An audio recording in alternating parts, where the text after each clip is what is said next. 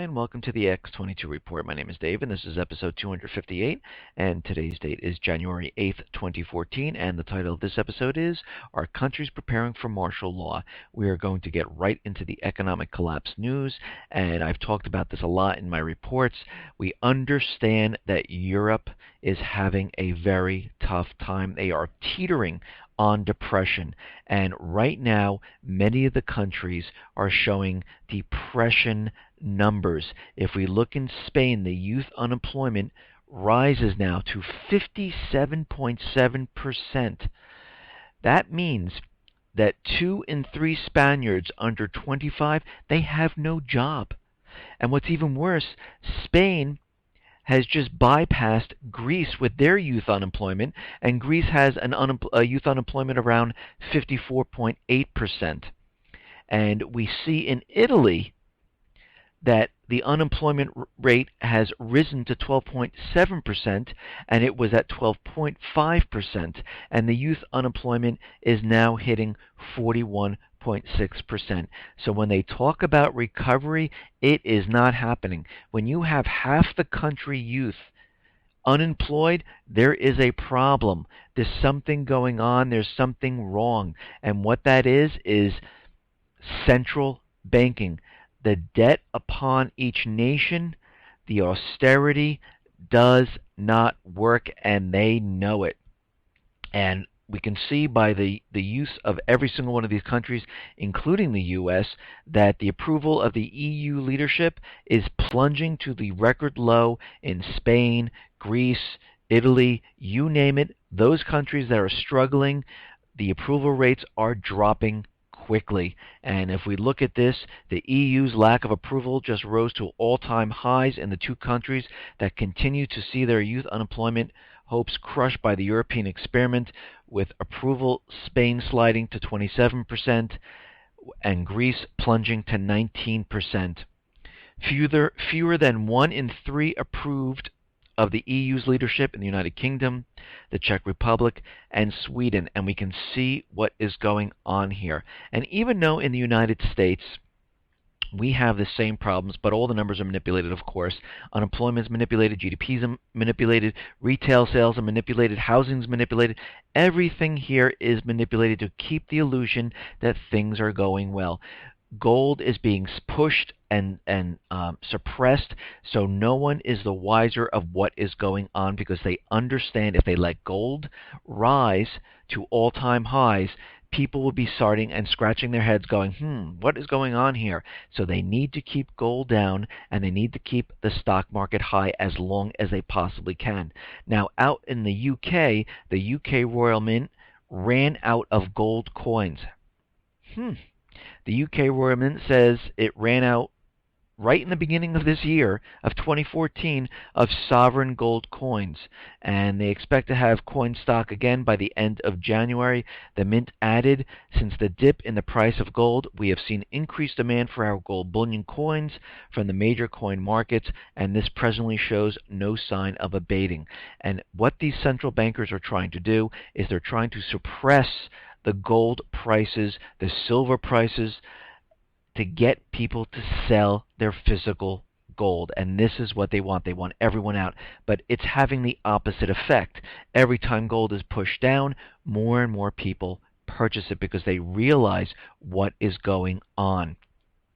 Now, I know, and I've seen it all over the net, I've seen it on the corporate media, everyone is telling us how great retail sales were. And of course they spin it in a certain way. And right now, the holiday shopping traffic tumbled to 14.6%, and online sales missed their expectations. And of course they're blaming this on weather and other things, but they said it wasn't bad for this year. Now, they were expecting the numbers to be only a 1.4% decline, but the traffic in the stores was down to 14.6. And if we look back to 2012, it was a 2.5 increase at that time. So something doesn't make sense to me. Now, if unemployment back then was at 7.8%, and I know I keep saying this, but I'm just trying to wrap my brain around this, and today unemployment is at 7%, and it has been coming down all throughout the year, shouldn't retail sales be better? Shouldn't people have more disposable income? Shouldn't people be out there shopping? And if we look at this, the total retail traffic by region, the Midwest region saw a 17% decline, the Northeast region 15% decline, the South region of the United States I'm talking about 14% decline, and the West saw a 12% decline in traffic to the stores. And what we're seeing right now is that retail sales have really gone down the tubes this holiday season. The ICSC Goldman Sachs Weekly Retail Sales Survey was released, which showed a 50% decline in retail sales post the Christmas holiday season. And this just goes to show you that things did not go well. But if you look at the corporate media, they're spinning it in a different way, showing you that sales are actually good, and they are not. And let me just say this. We know from all the unemployment, and we know the real unemployment numbers because we understand that they're all manipulated. And if you go back prior to 1994, before they were manipulated, we see the unemployment numbers around 25 to 30%, and underemployment is very, very high. And that means those people who came from a full-time job are now in a part-time job, and they do not have the disposable income to use to go buy gifts. And again, I went out during this Christmas season up and down my block. Normally, what I used to see were boxes and bags and bags of trash from the Christmas season. This year when I walked around, it was just like a normal everyday garbage day. It didn't look any different to me. And I mean, what we can see right now, and this is how we know that things are not going exactly the way the government is trying to spin it or use the propaganda to tell us that we're in a recovery. Last Christmas, what happened was they told us how great the Christmas season was. And then in February, the USA Today put out an article saying GameStop was closing like 200 stores, and Barnes & Noble was closing like 200 stores. Best Buy was closing 200 stores, and we're going to see the same thing happen. And what's funny is that it just came out that Macy's is firing 2,500 employees and closing 5 stores. Now, how can this be? Unemployment is coming down. How could they be closing stores already and getting rid of employees? And before the announcement, and you had to really dig into this to find out if they were laying off people or closing stores. Their first statement when this came out says that the 2013 holiday season was successful for Macy's and Bloomingdale's as we offered fresh and distinctive merchandise. That was their headline. But if you look closely, there are about 2,500 employees are expected to be laid off and are eligible for severance as a result of these organizational changes. And the company is announcing today that it will close the following 5 Macy's stores in early spring of 2014. And we are going to see many more stores close because this holiday season was a bust, because the unemployment, the underemployment, the amount of disposable income was just not there. And let me just say, when I went throughout the stores, the shelves were full. They were not empty. I mean, I remember back in the late 70s, and my parents would go into the stores and the shelves would be wiped clean. You couldn't find anything in the stores. You do not have that anymore. Now, ADP came out and they said they, in the private sector, 238,000 jobs were added in December. And if you really break it down and you look at this, 170,000 of these jobs were in the service sector. Now, since these ADP numbers have come out, the Fed is going to look at this and going to look at the new BLS numbers coming out, and they're going to have to start to taper because they said, they're looking at the numbers and looking at the economy, that they will continually taper as we get, lower and lower unemployment. And of course, the Congress now is voting on the new bill to give the unemployment extension, and we will see how that goes. But right now, 1.3 million people have fallen off the unemployment, so they're not counted anymore. And we will have to see what manipulated numbers they come up with when they introduce the new BLS numbers. Now, here in the U.S., the Youth Misery Index hits an all-time high under Obama. The Young America's Foundation compiles this indicator for the young in the U.S., and it reached an historic high under the Obama administration.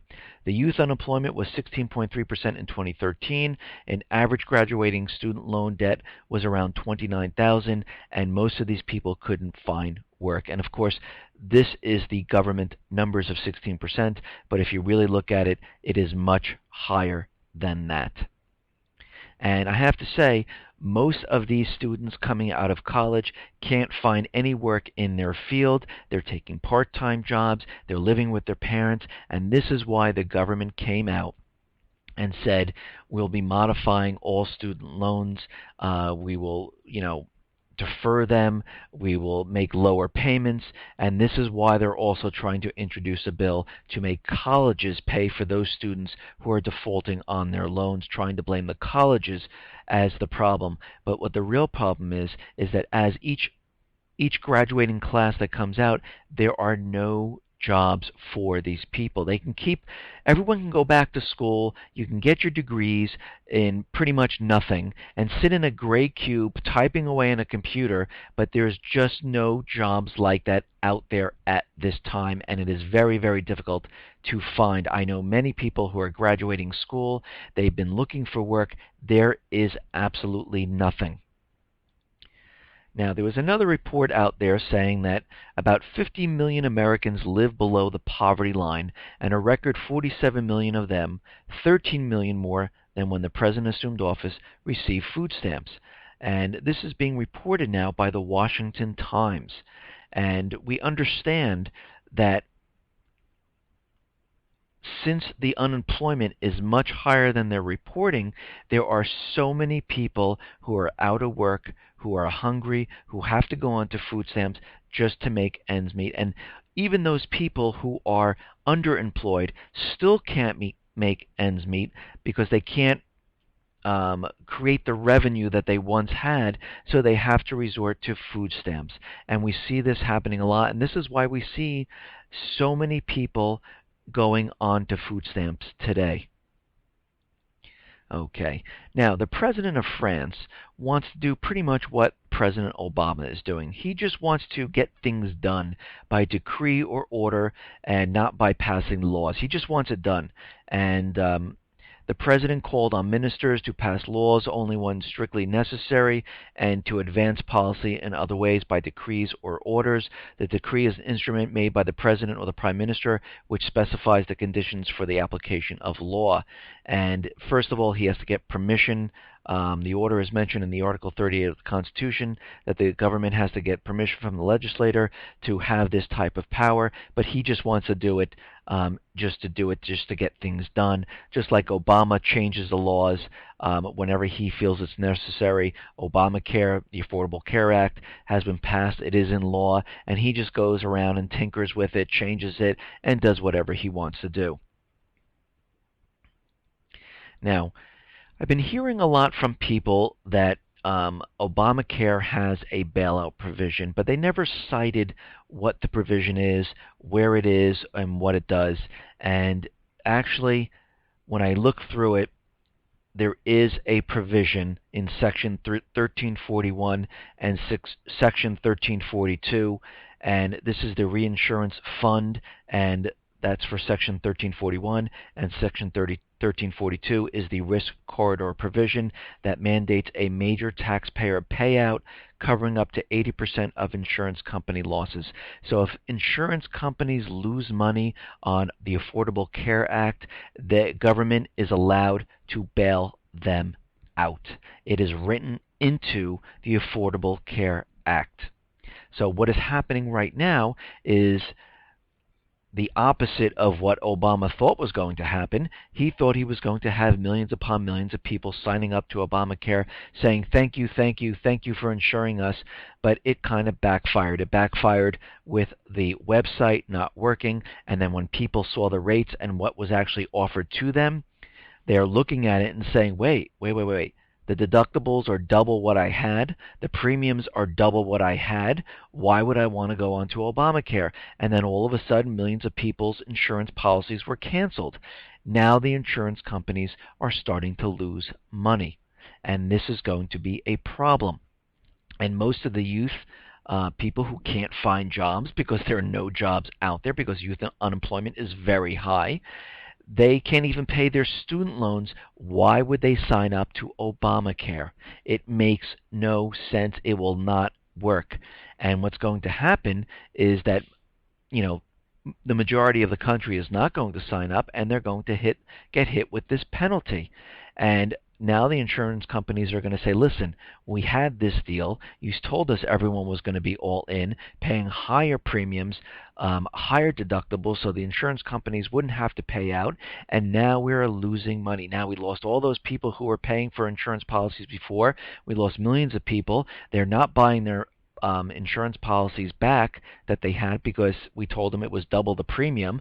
They're not going on to the exchanges because it's double the premium, and now we're losing money. And don't be surprised if you hear Obama come out and say the insurance companies are losing money, or he might even do it in secrecy where they need to give them some type of bailout because it is completely legal under Obamacare. Of course, this is the same Obamacare or the Affordable Care Act that our congressmen did not read, and also they are exempt from all of this.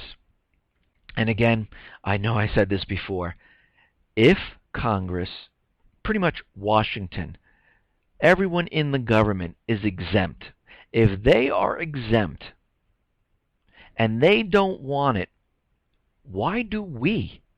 It makes no sense whatsoever. If it's not good enough for the president who's trying to tell us that it's good for all of us, then we know it's not good because it's always the opposite of what they say. Just look at all the laws that they pass. The Affordable Care Act, we're finding out it's not affordable. It's not taking care of us. It's actually the opposite. The Patriot Act, complete opposite. Spy on the American people. All these things are completely the opposite of what they put the title, when they put the title on these bills. It is always the opposite. Now, September 1st, 2014, it will be mandatory that every automobile has a black box inserted into the car. And the government will use this to determine who is responsible for an accident. The insurance companies will also use this to see how your driving record is. If you go through red lights, if you're going too fast on the highway, and it reports back to them, and it will adjust your insurance premiums to this. Actually, they're trying to get people to get this now. When you go to get auto insurance, they give you a little box that you can plug in, but the newer cars are now fitted with it. Plus, it will also enable the government to track you wherever you are, and this is mandatory come September 1st of this year. Okay, let's continue here. Now, Japan had to scramble its fighters because a Chinese Y-12 propeller plane flew into Japan's air defense zone, and the alarm bells rang. They had to scramble their jets. They had to get them up in the air. And again, we're seeing this happen a lot out there. They're trying to show that there is a huge amount of tension, and they're trying to build this up for the upcoming World War III. And they'll continue to do this throughout the time, and this is why we see air defense zones being established.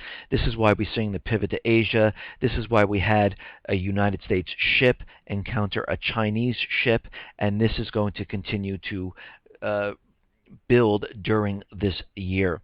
Now, Russian military is going to strengthen its radar defenses in 2014. What they're going to do is they're going to add dozens of radars this year, and the list includes an electronically scanned arrays, a mix of 23 low altitude and some medium and high altitude radars, and they are building this up. Last year they only added about 20, and now they're increasing it even further. Okay, now the U.S. has developed a 757 size drone which will provide big time surveillance, and the drone is called Triton, and it has a higher degree of autonomy than most autonomous drones. Operators on the ground will be able to obtain high resolution imagery, use radar for target detection, and provide information sharing capabilities to other military units. And right now it's in the test phase, but as we know, as war breaks out, this will be a drone war to start off with, and then it will advance from there. Now, as we know, the P5+1 negotiations are going on, and they hit a snag. And this is on Centrifuge Research, and this goes on to say that the negotiations between Iran and six world powers on implementing a landmark November deal to freeze parts of Tehran's nuclear program in exchange for easing some sanctions has run into problems over the issues of Centrifuge Research. And just the same time that it hit this snag, something happened to Iran's centrifuge. All of a sudden, Iran had to shut it down. It shut down its nuclear energy reactor, and this marked at least the third shutdown of the $1 billion centrifuge in less than a year. The previous shutdowns were caused by a virus attack, which the U.S. and Israel attributed to, and they're the ones who created the problems, and we have to start thinking back of, are they doing this again? Now, as we know, U.S. is down in Sudan, France is in Mali and Central Africa, and the Chinese are also there. And right now, the U.S. has the puppet regime in Sudan, and China is supporting the rebels. The country's split into two, and China has a huge amount of investment in Sudan. And they are pushing for peace talks because China is losing money and losing control of the oil fields there. This is pretty much the same thing that happened in Libya. At the time, China was in Libya, and they built and they spent billions of dollars on oil fields, and then of course the U.S. came in, overthrew the government, and put in a puppet regime. China was forced out. The U.S. dollar was then made the reserve currency, and we can see that the same thing is happening in Sudan. And again, the U.S., the central bankers, are losing control in these areas, and this is why they're continually fighting and continually using drone attacks in all these areas, because most of these countries were looking at China or Russia to build their infrastructure. They are tired of dealing with the U.S. and the central bankers because most of these countries end up broke, and they end up in the state that they are right now. And the rising up of the people in these countries are trying to take back their countries at this time because they are sick and tired of what is going on. They just want their countries back. And again, on the other side, if this happens, the U.S. dollar would collapse because the world would see that they do not need the U.S. dollar to pay for these natural resources, and they would stop holding it, and they would send it back to the United States. And once those dollars came back to the United States, we would have inflation like we've never seen before, and the dollar would end up collapsing because the Fed would print money like there's no tomorrow, even though they're doing it right now. They would even up it even further, and this is their biggest worry, and this is what eventually will happen. Okay, now as the title of this report says, are countries preparing for martial law? Now, in London, the mayor wants water cannons delivered by this summer. London Mayor Boris Johnson, he wants water cannons on the streets of the capital, and he wants them by the summer. And this is he's doing this to prepare for a jump in civil disobedience. and they are looking for appropriate non-lethal means to contain it. Now, what do they know that we don't? And you know, he said the mayor said that they will only use these weapons in the most extreme circumstances. Now, it looks like they're preparing for something. And then if we look and we see what other countries are doing and what they're what laws they've been passing, we can pretty much see what is actually happening around the world. Japan has passed secrecy laws. The UK just passed a nuisance law. Egypt has banned protesting. And in the United States, they also passed certain laws, like H.R. 347. And this is a federal offense to cause a disturbance at certain political events. They have also passed another law which doesn't allow you to protest if there is a government official anywhere near you. Dianne Feinstein wants to create special privileges and give the First Amendment right to only real reporters who are certified by the government, and all the bloggers do not count as a certified reporter. And she went on to say that the First Amendment is a privilege, not a right. We also understand that they've set up a 100-mile constitutional free zone. We understand that DHS is creating a real ID system which will combine everyone's identification into a centralized database. We also understand that they are training everyone for checkpoints, because we know those are definitely coming.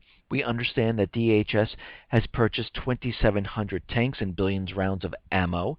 We understand that the DHS has been infiltrating local law enforcement, giving them grants, giving them free tanks, and training them with the equipment that the DHS uses.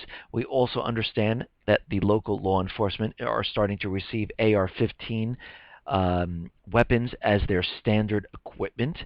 We also understand that we've seen live drills going on in cities with actual shooting in Texas, in Miami, in LA, and many other places.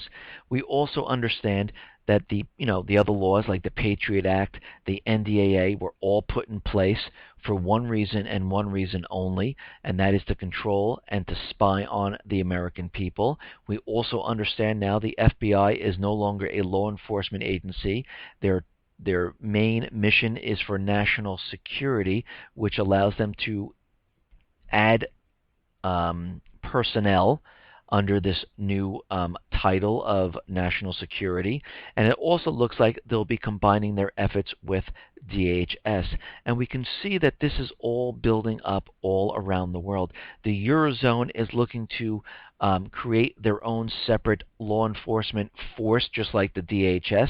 And I reported this in my couple of other reports, where they are building this up, and they wanted this done by this spring. They wanted to build it up enough to take care of the entire European area. And we can see how everything is playing out. They need to do this because they understand that this collapse is coming no matter what they do. This entire system cannot be sustained at this point. And again, people write to me, and I receive thousands of emails every day, and I look at them, and I just cannot answer every single one, or I'd spend all my time just answering emails. I answer as many as I possibly can. But what people ask is, everyone keeps saying that the crash is coming, the collapse is coming, why hasn't it come? Well, you have to think of it in this way. Let's say we're playing Monopoly. And every time you pass go, of course you understand those who played Monopoly, you receive $200. Now let's say the banker said, okay, that used to be the law. Now every time you pass go, you only receive $100, and the other $100 goes to the bank to pay our expenses. And as you play Monopoly, you purchase real estate, and now they just changed the rules again, and they said every time you buy a property, you now will pay a 10% additional tax. They are no longer keeping the rules They are changing the rules as we play the game, and this is how they are able to keep the system going. But eventually what happens, and everyone knows as you play Monopoly and you keep changing, you run out of money, and the entire system is running out of money. People cannot make it anymore. People are very depressed. People are looking at the government and saying this is not the right thing. And it's not just here in the U.S., it is over in Europe, it is all throughout, and they are seeing that this system cannot be sustained at all. And since it cannot be sustained, and it is a complete illusion, the only thing that the government has left and the Fed is to create some type of an event to take all eyes off of the Fed, the central bankers, and the government. Of course, they've kept up the illusion, and everyone's been staring at the stock market, looking at gold, trying to figure out, why is gold going down? The corporate media is saying that gold is the worst investment ever. Don't even invest in it. And we can see how they are playing this. And of course, if you look at all the corporate media and all the news stations, they're telling you to put your money into stocks. They're telling you that the housing market is rebounding and getting better. We know this to be a lie and a false statement that they are making, because it is an illusion that the Fed has been controlling. They have created this market that cannot be sustained the way it is, and they understand this. This is why you see all of these laws. This is why they don't want you protesting in all these areas. This is why they're trying to get rid of the Constitution. This is why they can throw you in prison if they deem you a domestic terrorist without any proof. They are doing this because they understand the collapse is coming, and they understand there will be, if they use the term civil disobedience. This is why the United Kingdom the mayor of London is ordering these water cannons. This is why you see all of this happening right now, because they are preparing for what is coming. Listen, everyone, thanks a lot for listening. Be well, be safe, and especially be prepared. Thanks a lot.